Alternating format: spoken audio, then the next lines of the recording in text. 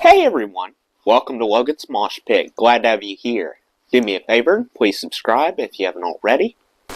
Alexis de Tocqueville once said, "History is a gallery of pictures in which there are few originals and many copies." Speaking of history, it's time to press the rewind button on music history. During each episode of Music History, I will tell you about some interesting music events that have happened today, January 24th. It would be a far too daunting task to inform you of every single moment that occurred today. Therefore, I shrunk the list to 10 influential moments. I organized them chronologically. Let's begin.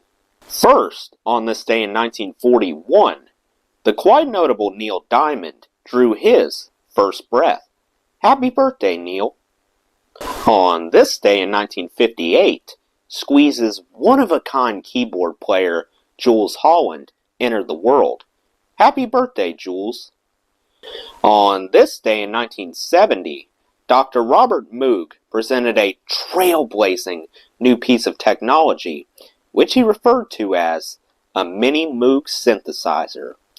One major benefit of this particular synthesizer was that it could actually be transported with someone.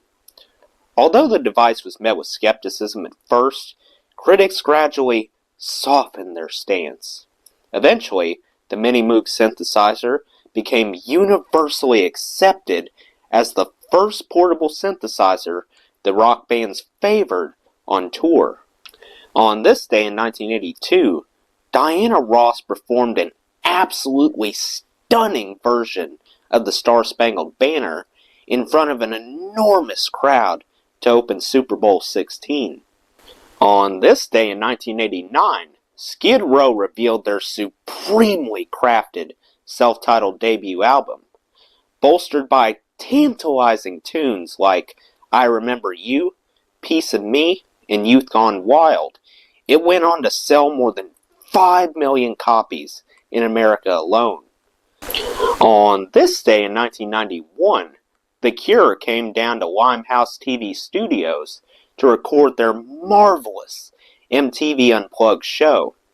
While they were there, they were nice enough to pass out kazoos to the fans in attendance. On this day in 2000, after refusing to tour together for 25 years, the founding members of Crosby, Stills, Nash, and Young finally set aside their differences and reunited once again. The tour commenced at the Palace of Auburn Hills, located in Detroit, Michigan.